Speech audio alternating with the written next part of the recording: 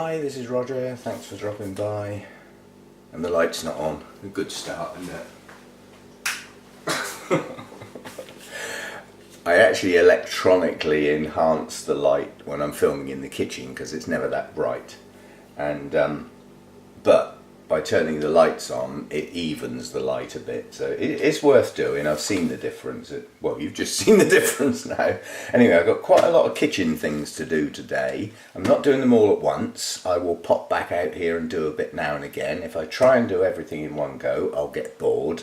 And when I get bored, I get sloppy and slapdash, which I don't want to do. But that's what I've been waiting for quite a long time really, but I believe it was worth the wait because this is good moss. The only place I've found I can get this on eBay is actually from the States, and the postage on it is outrageous. So I'm quite prepared to wait for my supplier to get some in, which he's now done, and I've got some. So we'll get it open eventually. But I don't want to rip it apart sort of thing, because I only really want it open at the end, and then it won't all fall out when I'm not using it. This makes an incredible amount of moss. It's not a compact brick, but obviously it is compacted a bit. And why I like this moss is it has got some long pieces in it. It has got long strands, which is, you know, well, you can see. Which is good for things like mounts, you know. Now, if I'm going to use that in a pot, I always break it up because I don't want big long strands in the pots. I prefer it to be more evenly distributed, and it would only ever get used with small bark. If a root system on a plant to me says medium or large bark, it says that because chances are that plant needs to dry out in between waterings. And adding moss in stops that happening. So I tend to use the moss on my mounts, not always, some are bare rooted, and I tend to use it on those that need to stay wet longer, that have fine root systems like Masdevallias, Restrepias and things like that. And my Paphiopedilums. I don't talk about them much because they don't grow that well for me, partly because they get ignored. They're not my favourite plants. Just too slow. I spend so long with nothing happening. Boring. But when they bloom, they are gorgeous. Don't get me wrong, I don't not like them. I just don't like the way they grow for me. It could be just me. But anyway, first thing to do with this stuff is hydrate it. And it takes a lot of water. So I will put quite a lot of water in, poke it all down, and then walk away. And I can stop this video and come back when I've got something else to do, if you know what I mean. I will put a word of warning out, especially if somebody's going to get this stuff for the first time. Not everybody's got old man gnarly hands like me, and in amongst this moss you will find some thorns. Now that's a pain in the whatnot. Nonetheless, there are some in there. And when you're tearing it up, or yanking it out of the packet, it's quite easy to get one of them go in your finger, and 9 times out of 10 they break off. The tiny little razor sharp tip goes in your finger and snaps off, and then you've got to spend the next 10 minutes with a pair of tweezers trying to get it out. Where's my towel? Yeah, so do take care with this stuff. It has got the odd thorn in it. It's not a big deal, but it could be, you know. So take care. Right, I shall leave that there and I'll come back when I've got something to do and something to film. But that's what you need to do with this stuff. Don't use it dry. Even if you're going to mix it in with bark, it does need to hydrate first. It's a process it needs, and it will soak up an awful lot of water. And then I've heard it said that after you've hydrated it and you've used it, if it gets dry, it's impossible to wet again. Cobblers. Once it's done the hydration thing, you've sort of activated it, and you know, if it dries out and you wet it, it goes wet again. Otherwise it would never work, would it? So anyway, decent quality. That says it's premium New Zealand sphagnum, harvested from the pristine environment of New Zealand's southern west coast. well, where it comes from doesn't matter so much to me. It's the fact that it's pretty good stuff. It lasts quite well, doesn't break down too quickly, but all moss will break down eventually, and we'll bear that in mind with some of the things I've got to do today. So I'll be back when I'm back in the kitchen, but I'm back in the grow room now. Okay, this video is going to be made up of lots of different things going on as a consequence of getting the moss. So there'll be all sorts of bits and pieces in here, but the first thing that I need to do is sort these Tolumnias out.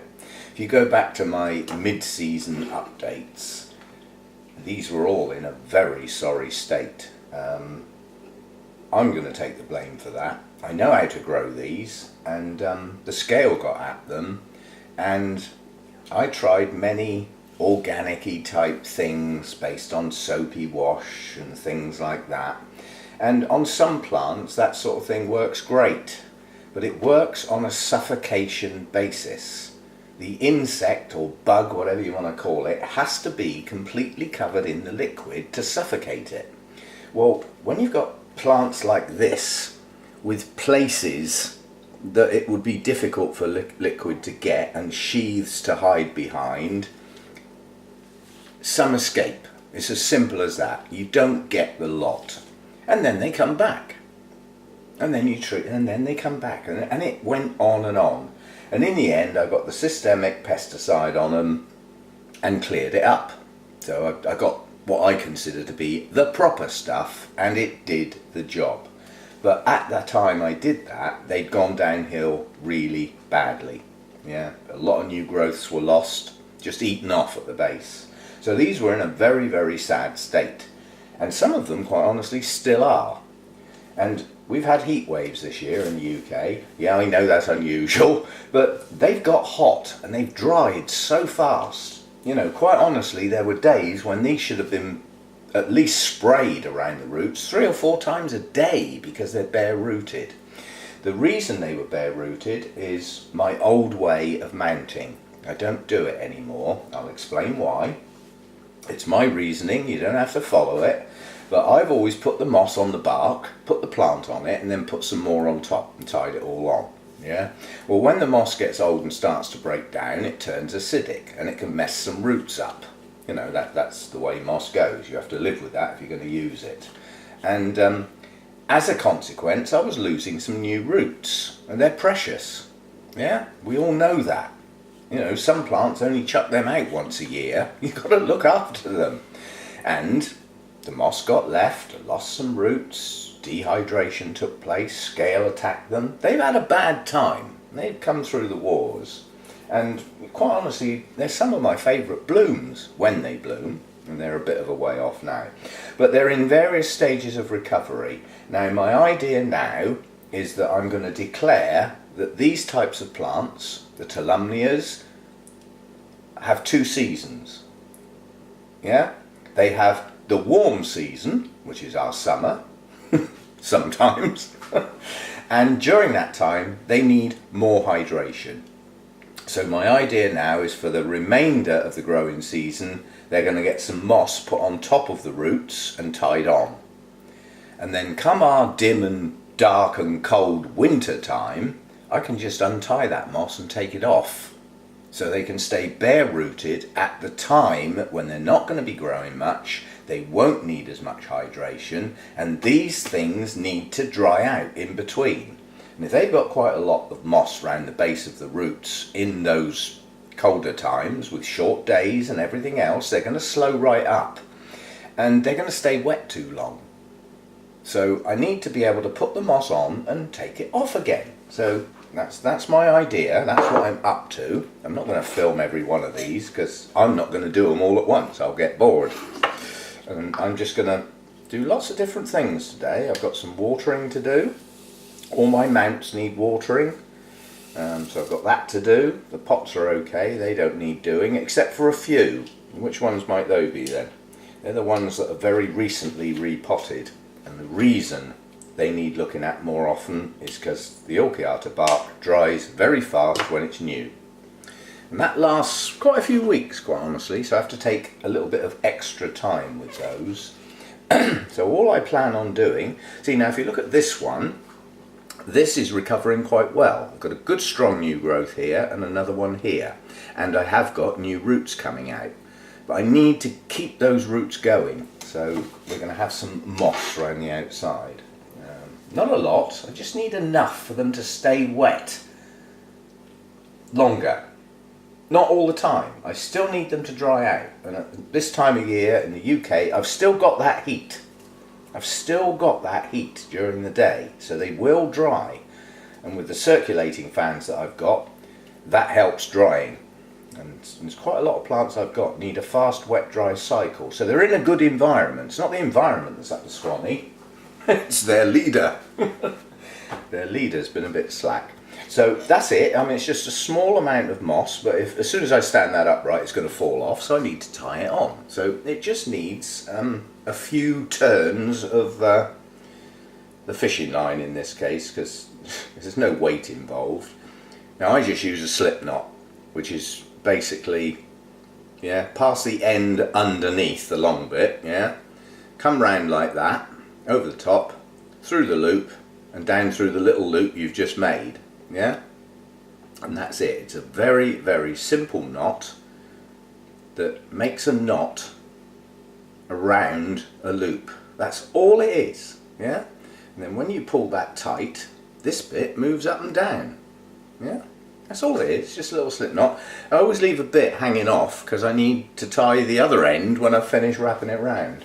So just a little slip knot, then I can just pass that over there very simply, and then just pull it round the back and it will pull tight. Doesn't it? I'm not garrotting anything, I'm holding a bit of moss on. There's no tension required, yeah? And then I can just go round a couple of times, not many, I'm only holding a bit of moss on. 3 will do, just for that bit of moss. Turn the plant upside down and squash it so that I can get round the back. And then you'll find that if you use that style, the point at which you started, that first loop with the slip knot, you then start winding and you create a V. And if you pass this long end, far too long in this case, okay, it'll do 2.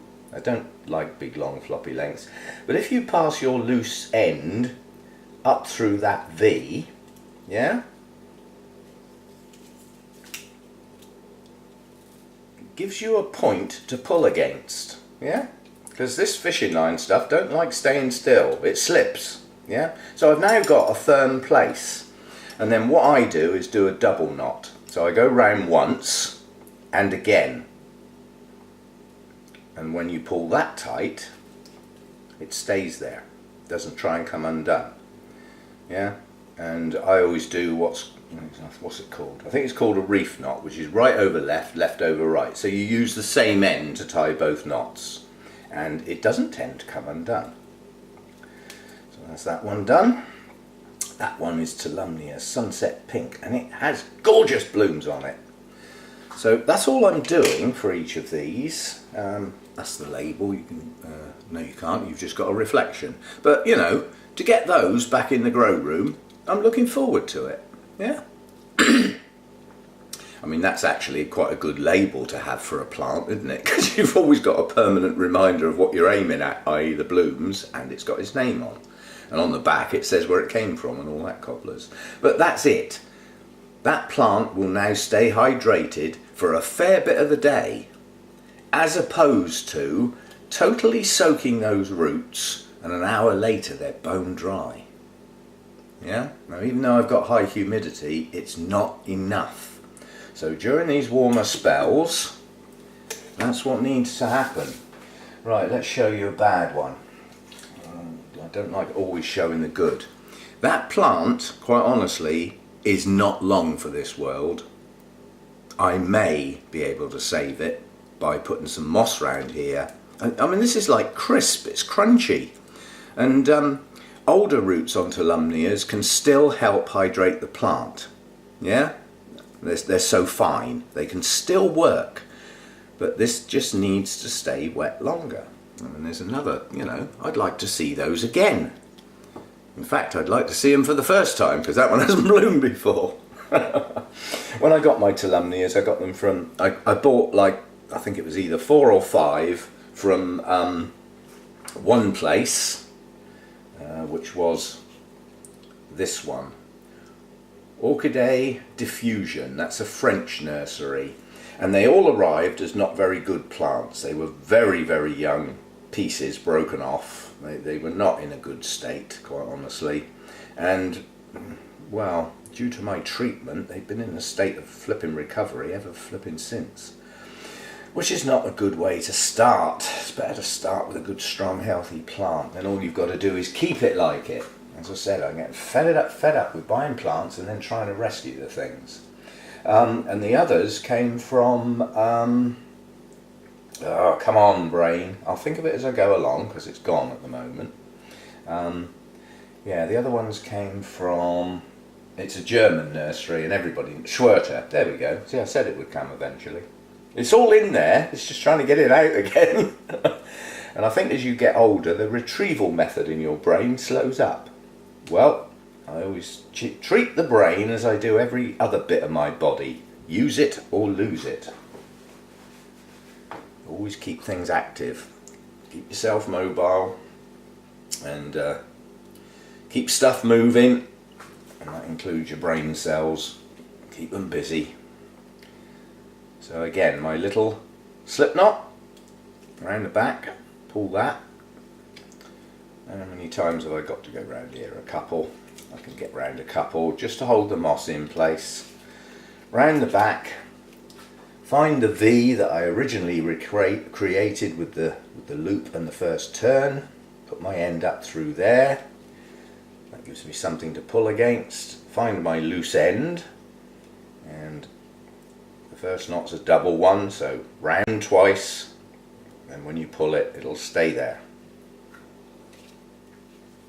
Yeah, and then use the same. I started with the short end, so I'll carry on, do another one, going the other way effectively, left over right, right over left, and pull. That's all they need. As I said, I'm not doing these all at once. I'm now going to go and do a bit of watering, and then I might do a bit of potting, and then I might do a bit more of these. I've got a huge dendrobium I need to do this to.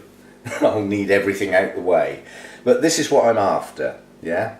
And come the cold, you know, getting into November, really short days, not a lot of light, these are going to slow up if they survive, and they won't need the moss, so it can come off. All I've got to do is snip that fishing line and just do that, and it'll all fall off, and then they're bare rooted again. And come the spring, when the warmer weather comes and, you know, they start to dry off a little bit too quick, I can put some more moss back on for the warmer season. So that's the two sort of seasons I'm going to apply, and obviously that's what they're all going to look like. That one's coming on nicely. That one is going to grow away like a rocket now, trust me. That one still might not make it. I once had 15 Tolumnias, and due to the reasoning I've just given you, I'm down to 8. 8'll do. You know, there's a variety of colours and stuff like that. But as you can see, it's like this one, badly dehydrated, desiccated by the flipping, decimated, wrong word. Well, and desiccated, yeah, both the right word. But it has got a new growth coming, right out of the middle of the plant. It's going to have trouble pushing some roots out from there, but it will manage, providing the hydration's getting in there. So these roots need covering up. And then you get sort of one like this. The older part of the plant's not too good, but it's now doing that. That is a strong new growth with new roots, and I don't want to lose those roots. Yeah. So that's the sort of various stages they're at. This one's pushing out some new growths in places and some new roots. That'll recover. Two separate plants, but both off the same one. See, that was a large, mature plant. But when I got to that mid-season update, so much of it had died that as I trimmed off the dead bits, I ended up with 2. But they can stay on the same mount, they're the same plant. Now this little one is deceiving, because this you would look at and think, oh God, that's in a hell of a state. No, it's not. This one isn't desiccated. It's still healthy. It just happens to be a very small Tolumnia. I don't think this one will ever grow that big. It's the one with no tag, which means I know which one it is, but not now. It's that recall again. But I know which one it is. But it's got some new roots and a new growth. 2 new growths. It's coming on. And with some moss, it'll come on at a rate of knots. So that's what I'm up to with those. And I'll be back when I'm doing something else. Right, last time I did some mounts with the fishing line, I got so many people said, can you show us those knots? Yeah, well, there's lots of different knots you can use. You don't have to use this. And to try and show them on the fishing line is not so good, because it's almost invisible on film. It's almost invisible on the plants, that's why I use it. So let's get some chunky stuff out. Yeah? If you can't see this, well, tough. But, right, the slip knot is, that's my right hand, that's my left hand. Can't do this any slower. So right hand over left hand, yeah? And then you've got your long piece that you're going to use to tie, and your short piece should now be passing underneath the long piece, yeah? Take it across, up through the loop you've just made, and down through the other loop you've just made by passing it across. And then when you pull your loop, you get a knot round a loose bit, yeah? This knot won't move. So you've got a short end, you can use that later for tying stuff, and you've got your long bit that moves up and down and allows you to pull, so that when you put it around something and pull, it tightens, yeah? And then you've still got your end to tie off. So that's the slip knot, and if ever you want to undo one of those, just pull the two ends. Now that's not magic. I'm not a magician. It's not Merlin here, you know. Okay, I'll do it again. So, long piece, right hand, short piece, left hand. If you're left-handed, just reverse this or do it this way, it still works, yeah? So, right hand over the top, leaving this bit passing underneath, yeah? Move it across. There's your loop that you've just made, up through there. That's the first bit. Now, having done that, you've made another loop down through that one. All you're doing is passing it over that piece, yeah? Down through there. I've still got my finger in there because I know what's coming next. I need to pull. And there's my knot. There's my slippy bit for pulling tight, yeah? And that's a slip knot. It's one knot around a movable part. That's all it is. There's other ways to tie that, but that just works for me. And as I said, if you want to undo it, you just pull. Right, that's that one. And the other one I use to tie is effectively a reef knot. You remember I said left over right, make your knot. Right over left and make your knot. And it makes a lovely pattern when you can see it. Yeah? You can see that you've got the two pieces pulling against each other. And then when you pull this bit, it don't move. It sort of bites on itself. Now that is not so easy to get undone once you've done it up with fishing line, but with this big stuff. Okay?